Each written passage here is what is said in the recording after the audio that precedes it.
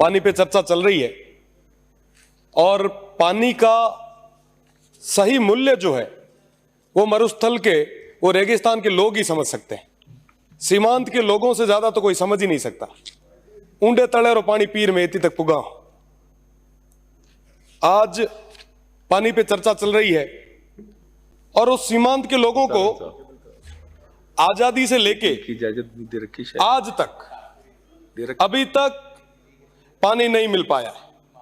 एक तरफ हम बात कर रहे हैं साहब मंगल ग्रह पे पानी ढूंढ रहे हैं, अलग अलग जगह जा रहे हैं, पर वाकई स्थिति क्या है, धरातल की स्थिति क्या है, इस बारे में सोचने की जरूरत है। स्टेट को और सेंट्रल गवर्नमेंट को मैं धन्यवाद देना चाहूंगा कि आप ERCP जैसी योजना लाए। साथ ही साथ मैं निवेदन करूंगा कि वेस्टर्न राजस्थान के लिए भी ऐसी परियोजना जरूरी है जिसकी सबसे ज्यादा जरूरत है। मेरे से पहले भी कई माननीय सदस्यों ने इसकी मांग रखी, मैं उन्हें भी धन्यवाद दूंगा। साथ ही साथ सभापति महोदय, आपके माध्यम से मैं प्रदेश की सरकार से निवेदन करना चाहूंगा कि नर्मदा व इंदिरा गांधी नहर है वो काफी लंबे समय से उनका एक्सटेंशन भी रुका हुआ है और काम भी अधूरा है। सीमांत के लोग चाहते हैं कि नर्मदा और इंदिरा गांधी नहर को आपस में जोड़ा जाए ताकि वो जो DNP क्षेत्र है, वो जो सीमांत के लोग हैं और उनकी जो जमीन है उसका फायदा मिल सके, वहां पे बुआई हो सके। आज के समय में ये बहुत ज्यादा जरूरी है। नर्मदा नहर की मैं बात करूं तो 2013 में इसको लाया गया था, 2017 तक कंप्लीट करना था, 217 गांवों का लक्ष्य था, पर मुझे बड़े दुख के साथ कहना पड़ रहा है कि आज भी वो पूरी नहीं हो पाई और अभी तक वो टेस्टिंग में चल रही है। मेरा निवेदन कि इंदिरा गांधी नहर परियोजना थी उसका भी एक्सटेंशन रुका हुआ है। मैं निवेदन करना चाहूंगा कि इस बारे में भी आप दिखवाएं। बाड़मेर लिफ्ट कैनाल के माध्यम से शिव ब्लॉक के और बाड़मेर तक, बाड़मेर की विभिन्न गांवों तक पानी पहुंचाया जाता है, पर मोहनगढ़ जहां से ये पानी आता है वहां पे कई बार बिजली आपूर्ति की कमी के कारण ये समस्याएं पैदा हो रही है। आज जल और बिजली दोनों की चर्चा है, इसलिए मैं इस मुद्दे को भी विशेष रूप से रखना चाहूंगा। मुझे भरोसा है आने वाले समय में प्रदेश की सरकार इन विषयों पे मुख्य रूप से ध्यान देगी। आप जो ट्यूबवेल दे रहे हैं, माननीय मंत्री जी ने अभी, सरकार ने जो ट्यूबवेल, जो हेडपंप्स की अभी हमें जो दी है, मैं उनके लिए भी धन्यवाद देना चाहूंगा। उससे पहले भी हमें कई सारे हेडपंप आपने दिए, उसके लिए भी मैं धन्यवाद दूंगा। आप जो हेडपंप दे रहे हैं वो बोरवेल 600-700 फीट के बाद में आपका विभाग कहता है कि साहब इससे ज्यादा हम कर नहीं सकते, अमाउंट इतना ही है।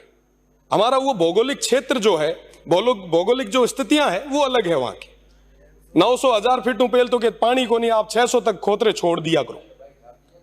वहां पे जरूरत है कि प्रॉपर तरीके से ट्यूबवेल्स हो, उन लोगों को पानी के लिए भटकना नहीं पड़े। एक ढाणी से दूसरी ढाणी के बीच का जो गैप है वो बहुत ज्यादा है। मेरा निवेदन कि आप इस बारे में भी सोचें। साथ ही साथ जो पुराने हमारे संसाधन थे, बेरियां थी, बावड़ियां थी, हमने उनका रखरखाव छोड़ दिया। पुराने जो स्रोत थे हमने उनको छोड़ दिया, जिसकी वजह से आज ये तमाम समस्या हमें देखने को मिल रही है। मेरा निवेदन रहेगा कि आप एक विशेष पैकेज बनाएं, विशेषकर सीमांत के उन लोगों के लिए, ताकि वो जो बेरियां हैं, वो बावड़ियां हैं, वो तालाब है, उनको हम पूरे तरीके से संरक्षित कर सके। साथ ही साथ एक जायका का प्रोजेक्ट रुका हुआ है, काफी लंबे समय से वो पेंडिंग चल रहा है। चोटन की 18 पंचायतें जो मेरी आ रही है, उसके साथ साथ चोटन क्षेत्र के भी कई सारे गांव इससे प्रभावित हो रहे हैं। मेरा निवेदन कि आप इस बारे में भी सोचें।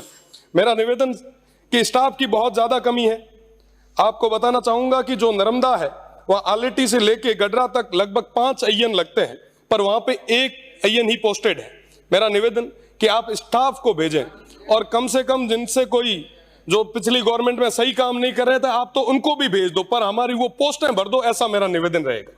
साथ ही साथ काफी लंबे समय से ये जो गर्मी के दिनों में आप कार्मिक लगाते हैं, इनके अंदर कई सारी अनियमितताएं हैं। आप इन ठेकों पे विशेषकर जांच करवाएं। लंबे समय से, जब से ये आपने ठेका प्रथा शुरू की है तब से लेके आज तक इसमें भारी अनियमितताएं हैं, आप इसकी जांच कराएं। थोड़े दिन पहले बस माननीय सभापति, मैं एक गांव बिजावल में गया। वहां बिजावल में गया, आप सोचो कि वो गांव जहां पे नेटवर्क नहीं है, वहां पे कई सारे लोग, बड़े बुजुर्ग, 80-90 साल के बुजुर्ग, वो उस टंकी के नीचे बैठे थे। वो कह रहे हैं कि साहब 30 दिन से हमें पानी नहीं मिल रहा। धरना दे रहे थे। साहब धरने की स्थितियां क्यों पैदा होती है, इसके बारे में भी हमें विचार करना होगा। साथ ही साथ मेरा निवेदन रहेगा, बस एक मिनट साहब, इन तमाम मैं आपसे निवेदन करना चाहूंगा कि बांडासर गांव है जहां के एक 80 साल के बुजुर्ग थे लोंगे खान जी, उनसे मैंने वादा किया था कि साहब पानी पहुंचाऊंगा।